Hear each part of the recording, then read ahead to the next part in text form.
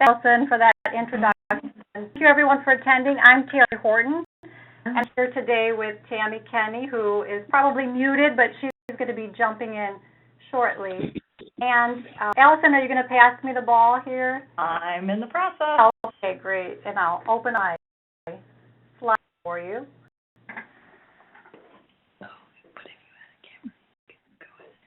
Yeah, I pressed it before it was connecting. And then you can see yourself. Just remember, I need people to hit mute. I am hearing some background discussion.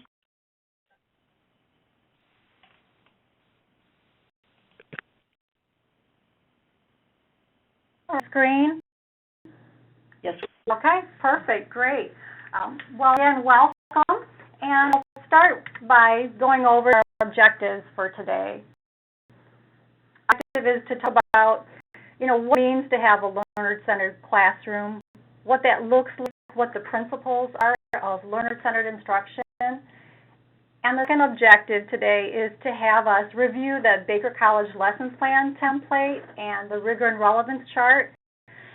Find it on the Baker website, and also refresh your memory about how to use it.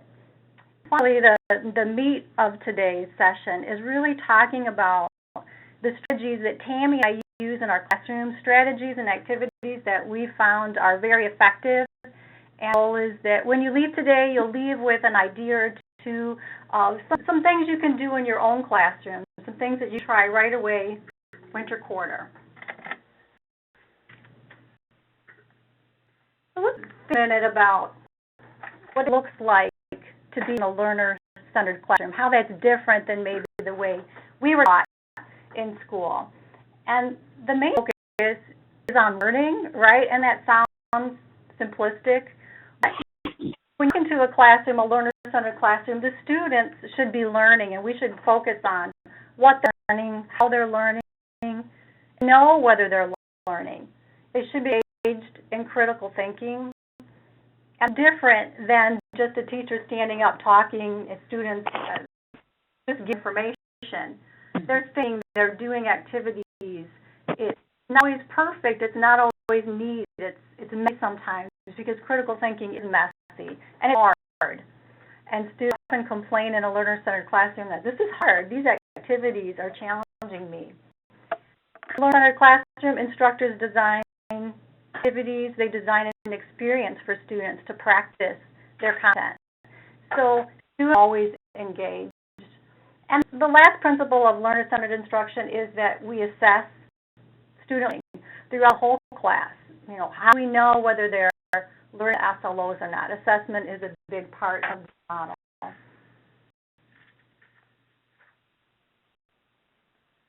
And so you jump into the activities. I want you to think about our design process. And here I just want to briefly review what we learned in the AIM training. So I know these documents that you're seeing on your screen are pretty familiar to you. The first one here is the Baker College Lesson Plan template. And the thing about this template is that it's going to lead you through our design process. At Baker College, we use the Understanding by Design process. We did invent it, by the way, but it's a process we use for designing those learning experiences. So before you think about the activities, before Tammy and I introduce an activity to our students, we go through this process. And this lesson plan template, it walks you through it, so you don't have to remember it. At the end of the slideshow, I have the pathway to get to these on the Baker website.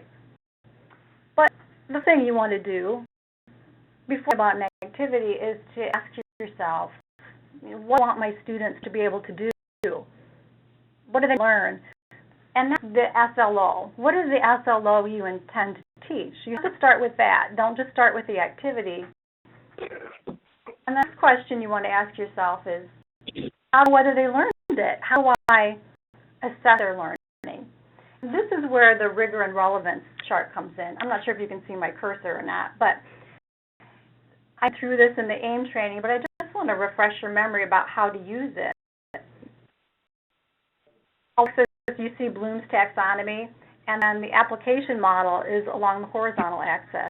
So what we do is we take our SLO and we put it lands in one of these grids here, B, C, or D. And whichever quadrant it lands in, that tells us the type of assessment that would work well for that SLO. So let me give you an example. In County 1, one of our SLOs, students will apply voice to writing. Okay, so I wanted to plot that on this rigor and relevance chart.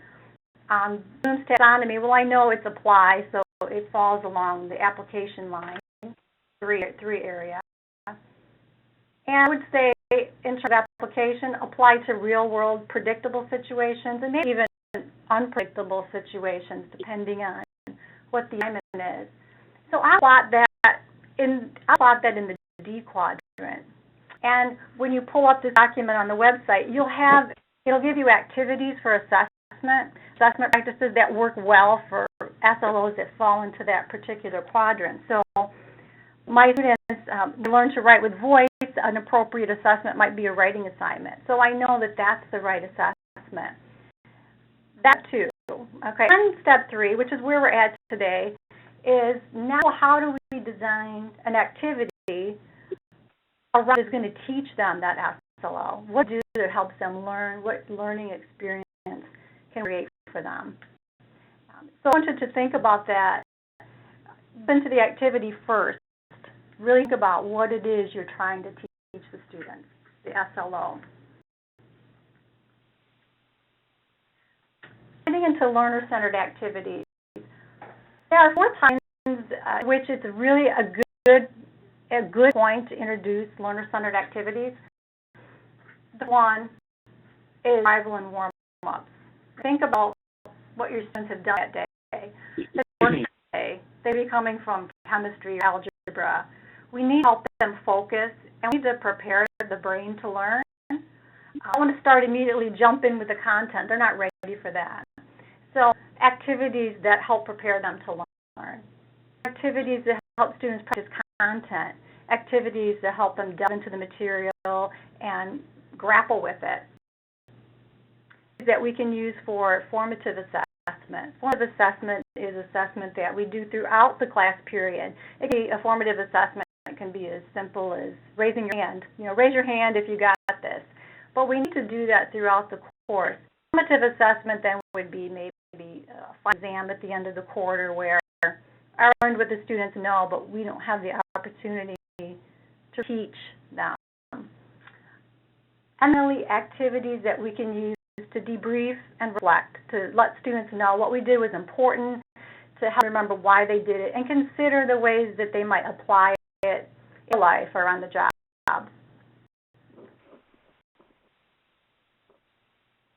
And so with activities for a arrival and warm-up, and just think about the way the brain works.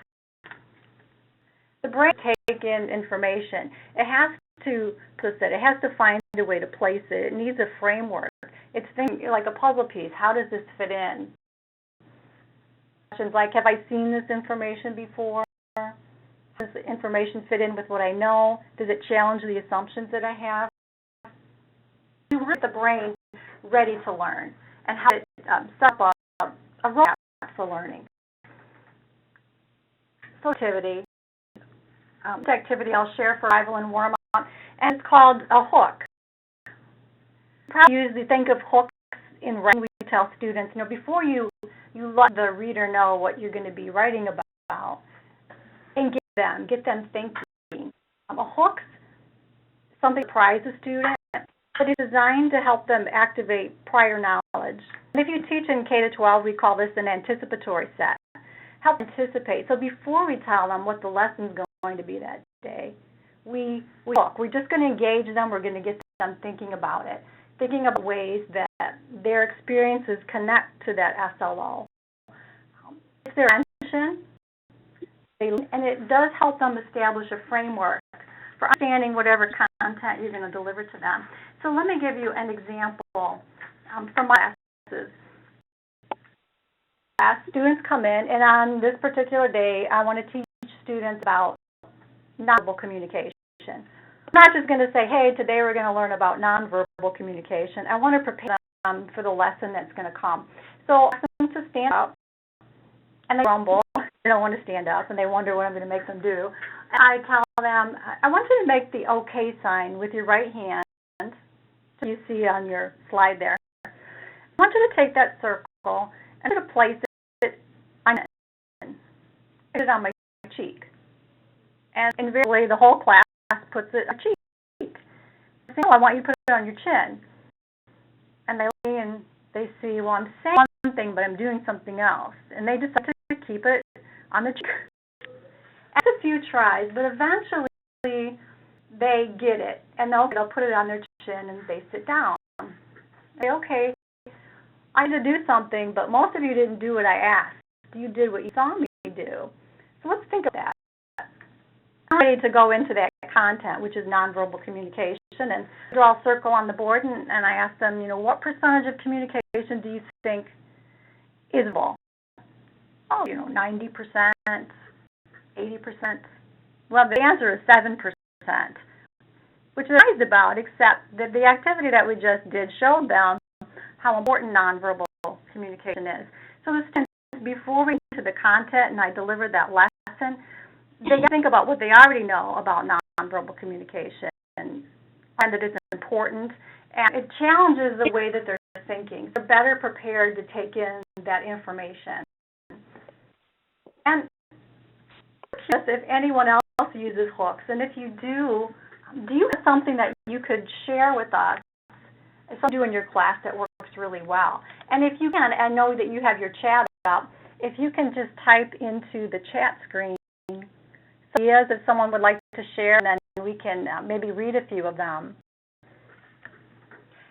Thinking about that, entering something here, let me give you another example of a hook that I use.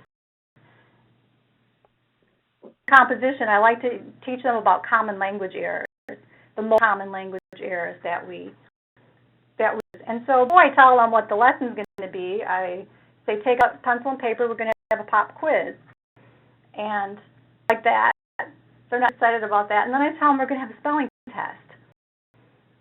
So over all these common language errors, like the homonyms, it's and its, and give them this test. And it's fun. They really enjoy it. And it's their prior knowledge. What do they know? Do they really know these rules as well as they think they do? And they find out they really don't know some of these rules. And it gets them engaged, it gets them thinking about the content, what they already know about it. And then I teach the lesson, they're warmed up, they're active, they're engaged, and we usually have a really lively session there. I'm looking at chat, and I'm not seeing anything on chat. Is anybody posted anything? Tammy, or do you see anything in chat? I posted something to Lisa. Okay, so that's Allison. What you make sure you do is send to, make sure you click the down arrow and send it to everybody so we can see it.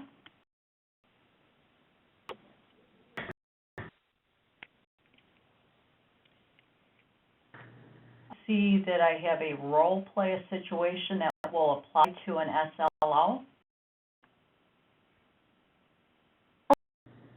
So way to get started.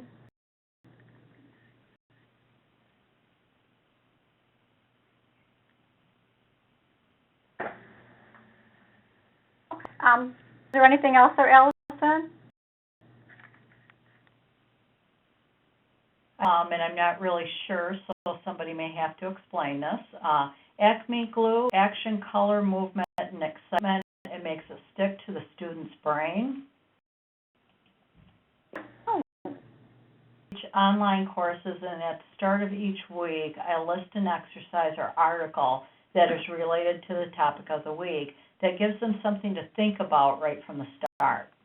Oh, that's great, especially if it's a current event. Something about that they may even have come in contact with on the news. They may have heard about it. Begin connecting that real life to content. That's a good example. Oh, thank you for that.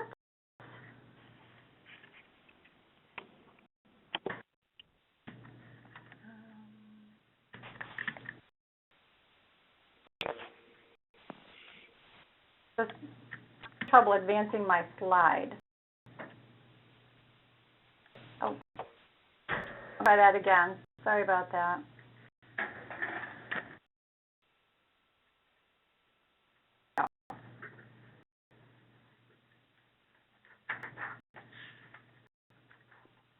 Tammy has something to share now.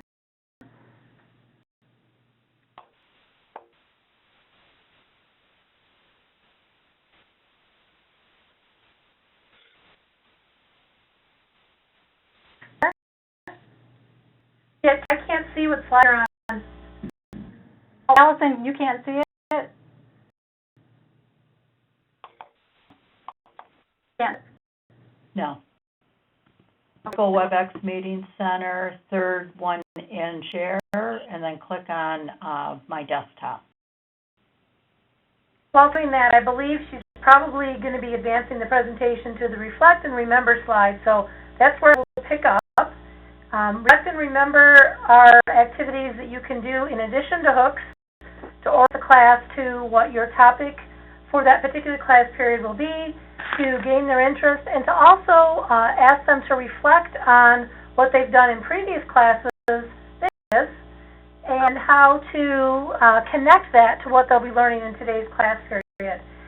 Most effective Reflect and Remember types of activities that we use are reflection questions. I'll ask them to write down what they remember from the last class period or what they remember from the reading. Ask them to do this quietly, gathering their own thoughts, and then to swap with a partner and share.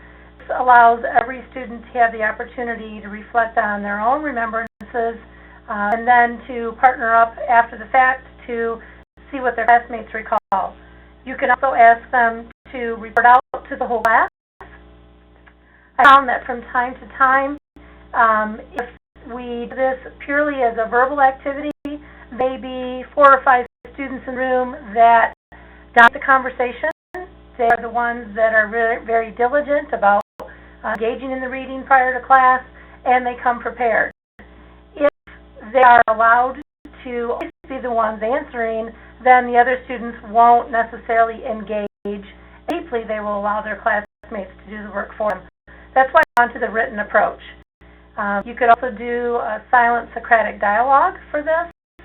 Just real quickly, have them jot down some ideas that they have from the reading or some questions that they're coming to class with from the reading, and have them pass those to a classmate partner and have them question each other as to what they thought their interpretation of the reading was for that class period. So what I do to kind of mix it up a bit are pop quizzes. These I introduce week 3, week 4, if I'm beginning to get the feeling that the students aren't engaging in the reading quite as in-depthly as they should be, if they're giving it a cursory glance perhaps, or if they're not really reflecting on the material from the previous class period. The pop quiz from the very get-go to engage with the material. They may be 5 or 6 different terminology types of questions over a math class. You could give them a problem to solve related to the material. Know that when they come to class, the possibility is there that they might be quizzed on their knowledge, even if it's not for a grade. That may increase the likelihood that they will continue to engage with the material outside of the classroom to help them make the connections from week to week. The third type of activity that I like to use for reflect and remember purposes and connecting one class period to the next are current events. We'll assign a current event at the end of the previous class period, ask them to look for any sort of a news story or personal interest story that relates to, in some way, the topic, or to challenge them to think of a way that they can relate it to the topic. For example, they were watching an episode of, I don't know, Big Bang Theory or some other popular culture TV show. How could what they saw in that week's episode be connected in some way to their class? Think about that, and then when they come to class next week, to share the ideas that they came up with. This helps orient them to what we'll be doing in that class period, and it helps flip the classroom a bit so that they're doing some of the preparation prior to class before they arrive. And then when they are there, they share their reflections with one another, and you're ready to engage in the topic of the class period. So, learner-centered approach, the idea is, as I mentioned a second ago, kind of this flipping notion. The students are the ones that are doing, and the reason that we've engaged in this type of learning style is because studies have shown that in the first 10 minutes, students remember about 70% of what they're hearing you say. But after those 10 minutes, they rapidly begin to forget the material that you've just shared with them. And by the last 10 minutes of an hour-long lecture period, only remembering about 20% of what you've said. So if you can give them quick little bursts of content to reinforce concepts that they've come to class already prepared with, they will be refreshing that content in their mind. They'll retain it better, and they'll be prepared to reach the doing part. What I do, I understand. So you can engage them now in the activities that will help them reflect and remember in what they're doing with the content.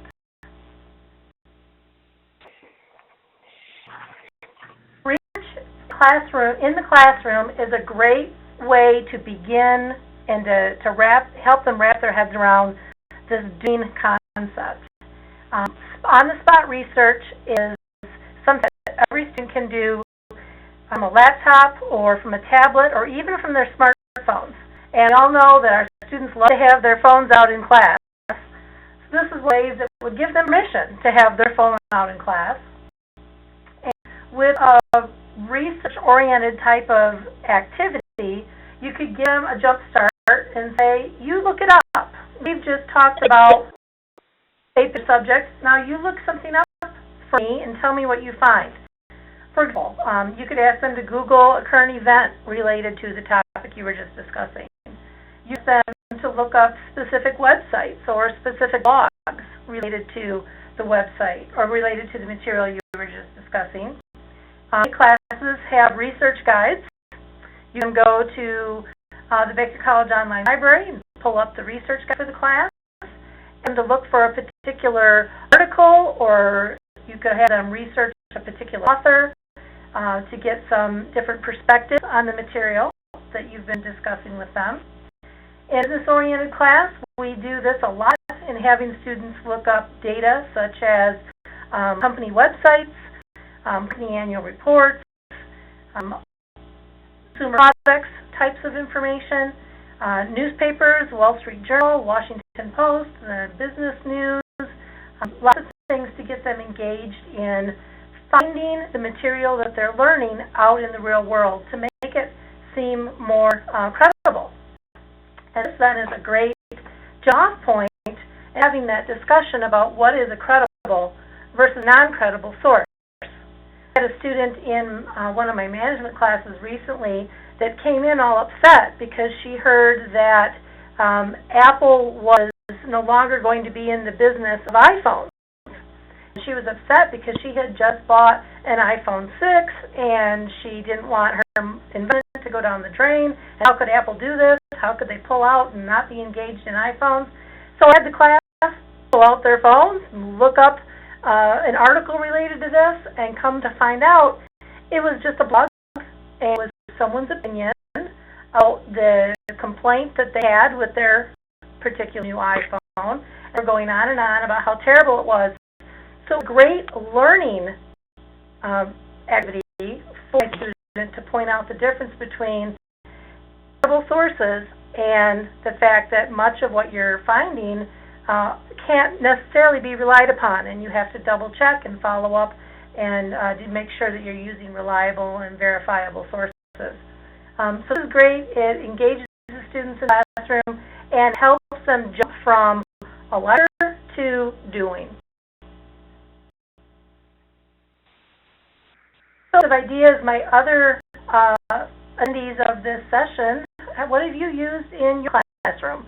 Have you explored any sort of classroom research? Have you had students engaged in looking up information to share with their classmates? If you have any ideas that you would like to share with the rest of the participants, feel free to type them in.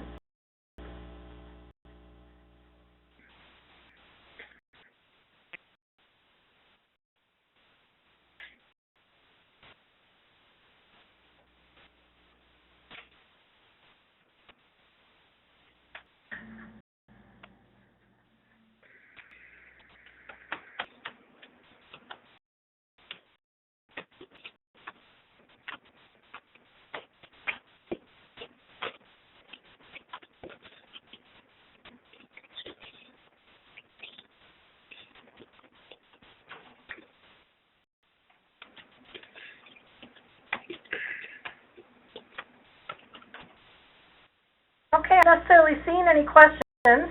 It's possible that research in this way is a new concept for many people. I know that it is something that we are just now becoming comfortable with, having students have our phones out in the classroom. This is definitely something that I would encourage you to try.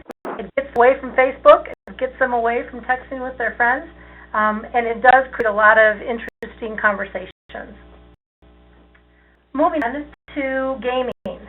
Gaming is another unique type of activity that I like to use in the classroom.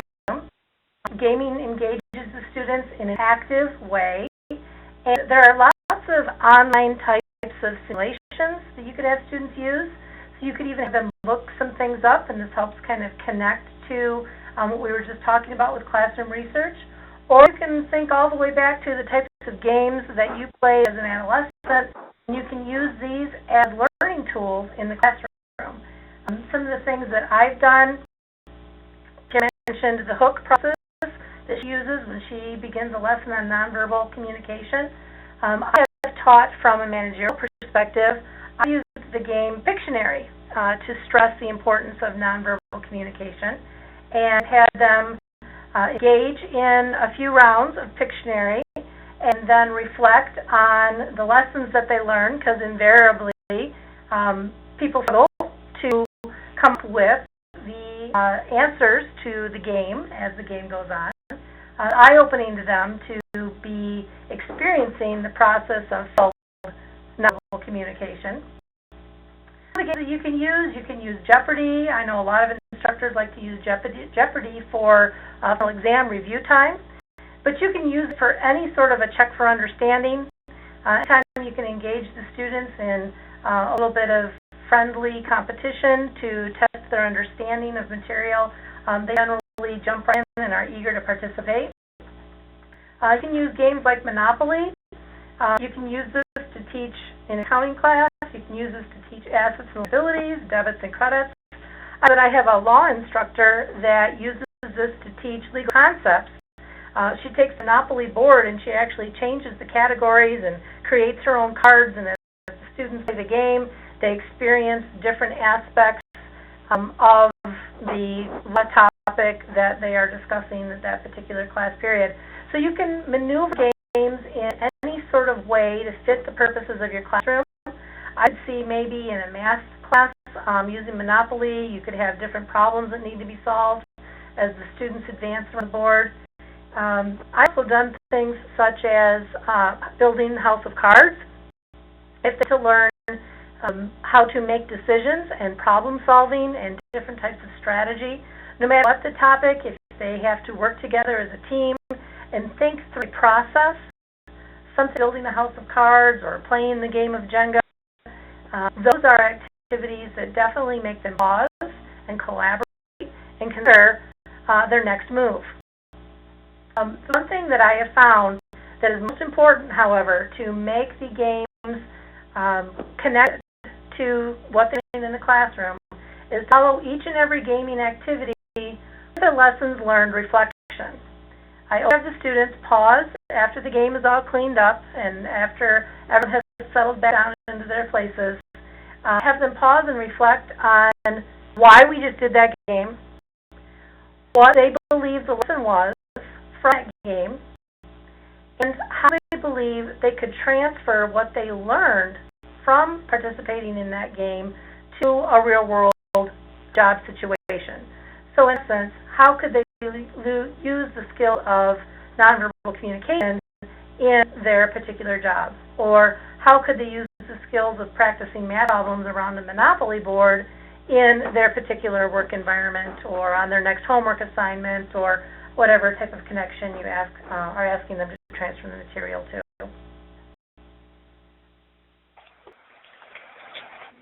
And now we're going to move on to learner-centered activities that you can use for formative assessment. And formative assessment, those assessments that you do during the class as the students are learning and when you have opportunity to reteach. We want this frequently in the class, and there are some quick ways to do that.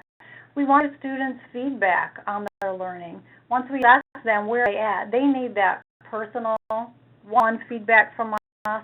You also need whole group feedback. You can do this as a whole group. And really the most important thing about the assessment is that it helps us adjust our teaching. We can learn what they understand, what do they still need to learn, what do we still need to focus on, reteach, or maybe we need to figure out a new way to teach a concept that students just aren't understanding.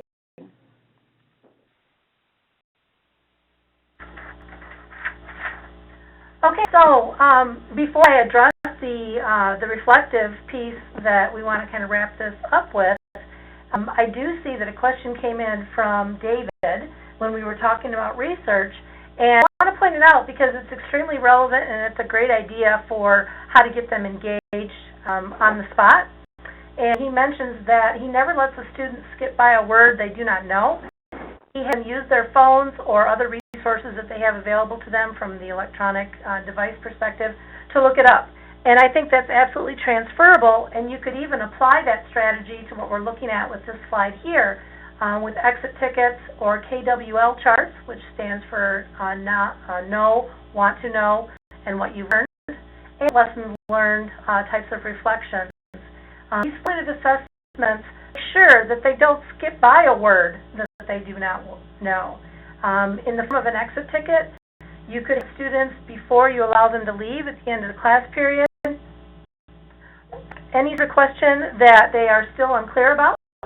Sometimes teachers refer to these as muddy as points, where they write down a concept that they are hoping to reflect on some more or do some research on, and then you can follow up with that at the next class period.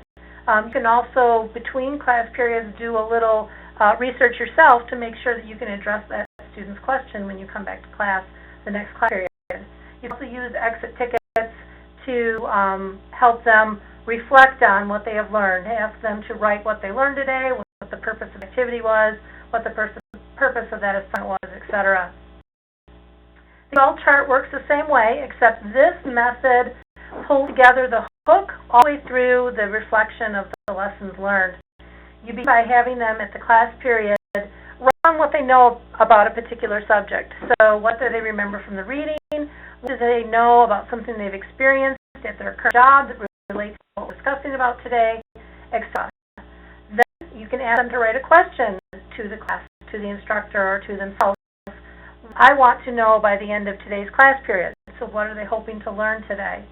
And then at the very end of the class period, have them reflect on what they did learn. Did they learn today through activities that they experienced what they were hoping to learn, and how did it benefit what they already knew? How did it expand upon what they already knew? You can do these week 1 and week 10 as well. I've done KWLs at the start of class. Week 1, I've done K in the W part, and I've asked them to hold on to them.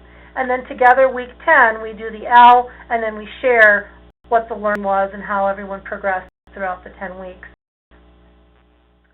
The most part to remember about lessons learned is to get them to recognize any mistakes that they've made, to observe what worked for them and helps them to remember the material, to document this in some way, and to be able to share it with others.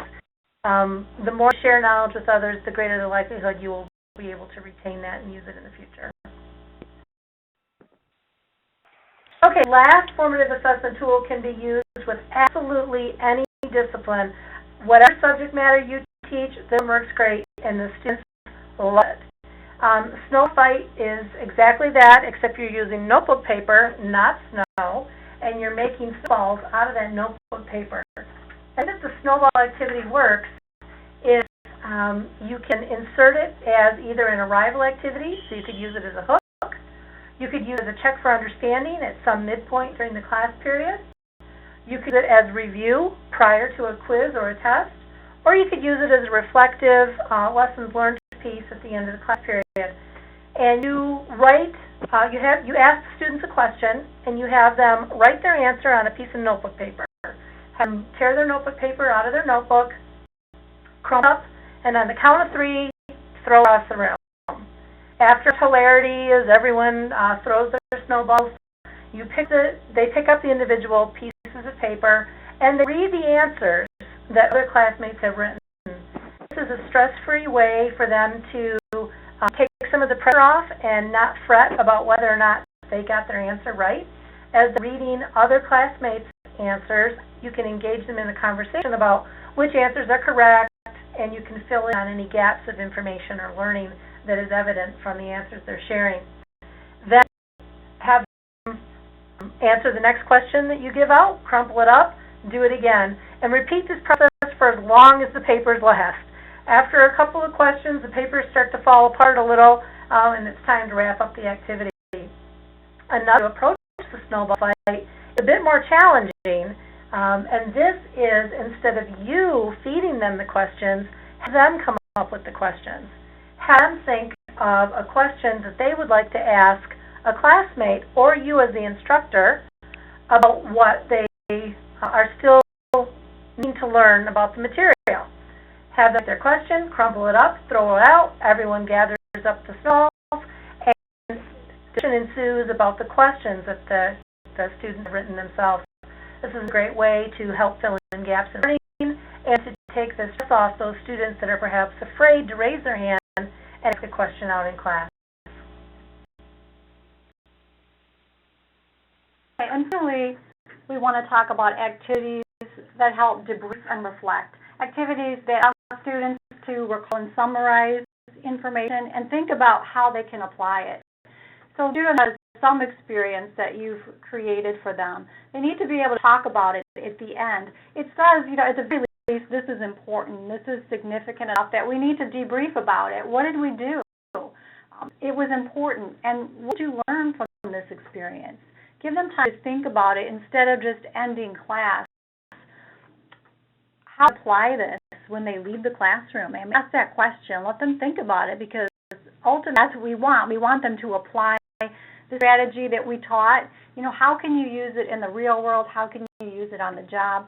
Let them think about those things, reflect on that, give them time, that brain time to process the information, and it teaches them that the experience was valuable to them before they went out the door. Activity that you can do that's really simple and it's really fun, pass the ball. And it can be any soft object that isn't going to hurt somebody if it hits them unprepared, like a beach ball. And what you do at the end of the class when you're debriefing, you're going to let one person have the ball at a time. So you pass the ball to a person, or maybe somebody wants to raise their hand, I want the ball. But the person that can speak out, can share their reflection, is the person who has the ball. Then pass it to somebody else. This is an activity that works really well if you have a student or more that dominates the conversation, and we often have that in class, and you have a term where you have a couple of students that are just taking over the whole class. This is a great activity. The one person at a time speak, and it's easy to say, you don't have the ball right now, Susan has the ball. It's a nice way to say stop talking, stop interrupting. It really does help the students focus because they focus on that object. Often they want it. Students like to share out. So that's a really simple activity. And the activities really that's the iconic activity in learner-centered instruction, think, pair. I use it all the time, and it's probably one of the most effective strategies. And it's like this. So by giving individual students time to think alone. At this point, I usually have my students write, and I say, no talking, I just want you to write your response. Don't share with anybody. This way, students get to value their own ideas and contribution. They don't have to be influenced by other people. You get a wide variety of ideas. There's no fear or anxiety that this is the wrong idea. They get to write it down and have time to really think about it before those people that speak so quickly get their ideas out there. And then they pair up with somebody, they share ideas, and this gives each student the opportunity to share, to say out loud. Everybody gets to do it.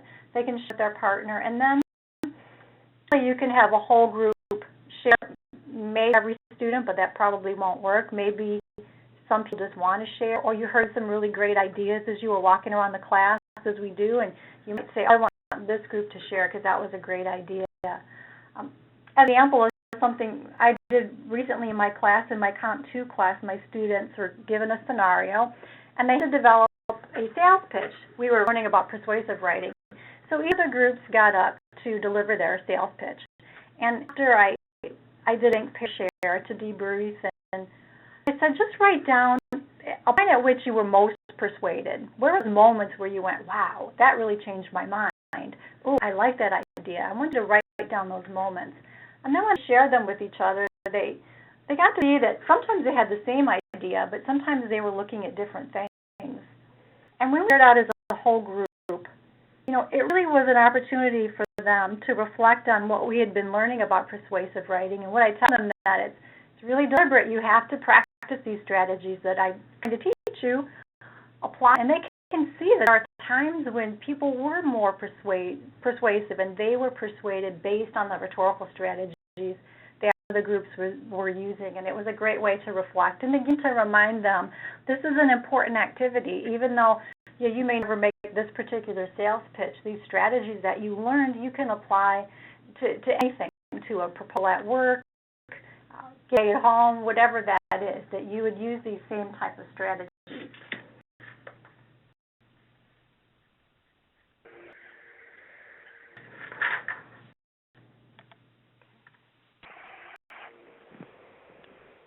Okay, to kind of wrap up what we've been sharing here today as we reach the end of our session this afternoon, we're focusing on this concept of debriefing and reflecting.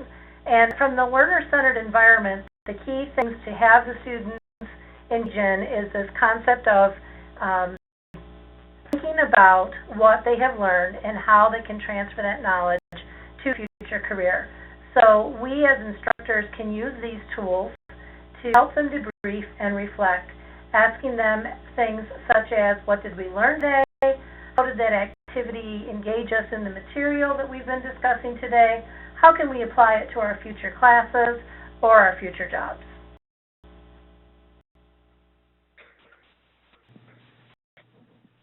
Me to ask everyone that's been joining us this afternoon, which tried and true learner-centered strategy that maybe you heard today, or perhaps that you've been thinking about as you've been listening to Terry and I, do you think you'd like to try next quarter?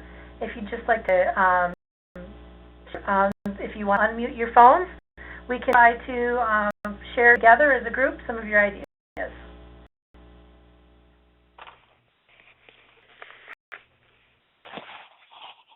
Can you hear me? Yes. Hi, this is Laura Gilbert. I was unable to watch the meeting, fortunately, but I've had you on my speakerphone the whole time. So, reviewing, some of what you said, I teach online, and one of my greatest concerns is to have my students understand that developing a critical thinking skills key, in literature, because we read text and we analyze them and ask questions to try to encourage them to develop a more in-depth look at what's being said by the author, what does it mean, why details like that. Of course, giving them historical background, social context, etc. So my concern has always been, they really understand that developing a critical thinking skills is also very much needed in everyday life and in a work setting. That they will often be required to read documents, even respond better. So that vision, I'm not. Aside from telling them clearly that developing a critical mind while you're reading literature, definitely you can apply it in everyday life. Aside from that, and giving them some excerpts from articles that explain that better than what I'm doing right now. I'm a little bit rushed. I'm struggling with that giving them examples, which you have in one of the you've mentioned, other than showing them, this is how we analyze, and do you think then that also adds, and do you, that same question, discussion board that I should add, do you see a relevance for this kind of thinking in your life, in your world, in your work?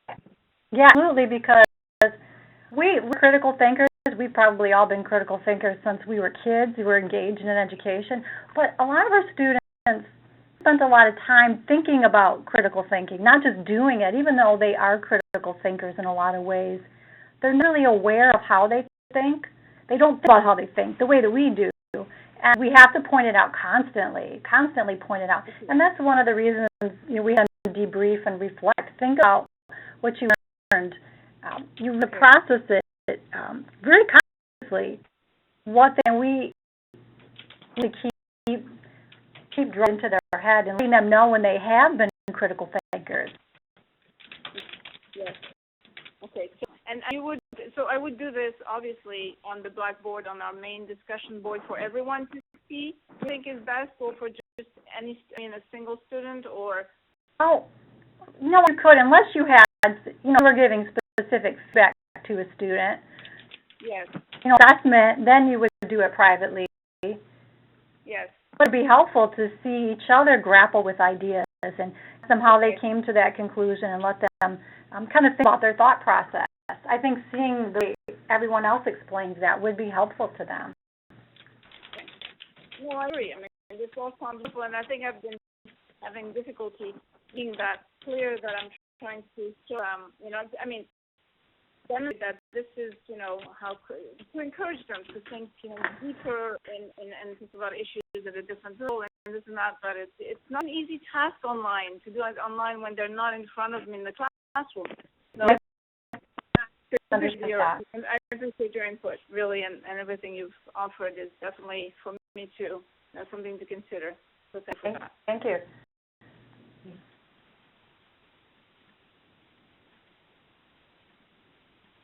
Any other thoughts out there?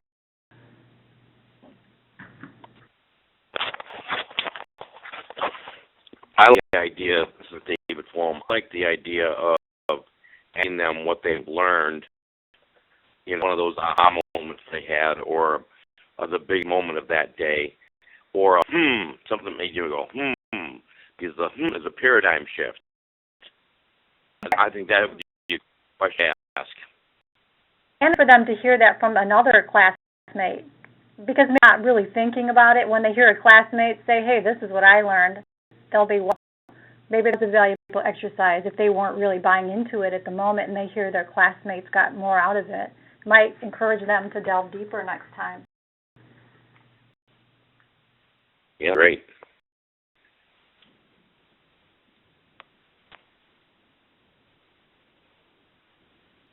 I'll be attempting to answer some of the questions and commenting on some of the feedback that's been coming through the chat as well.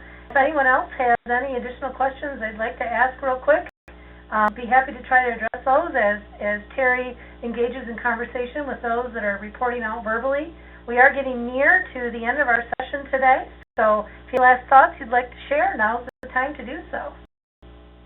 Is the way of getting the PowerPoint that we saw today in our email? These get posted, and Allison probably has that timing. They get posted, I think, pretty quickly after the session, right, Allison? The whole session is recorded and will be posted. I did have another question regarding the PowerPoint. Would you guys like to share your PowerPoint on the website as well? Oh, absolutely. Okay. To this last slide, if anybody wanted to take a note, how to get to the documents, the lesson plan template, and the rigor and relevance chart. I know you all went through the AIM training. You might even have them somewhere, but I just encourage you to get that lesson plan template. It's really going to help you design learner-centered activities. And there are a few clicks to get to it. So it's in the Effective Teaching and Learning site, but you have to do several clicks. So here's the pathway to it. And this will be on the PowerPoint. if it, but right now, if you're just interested in finding those documents.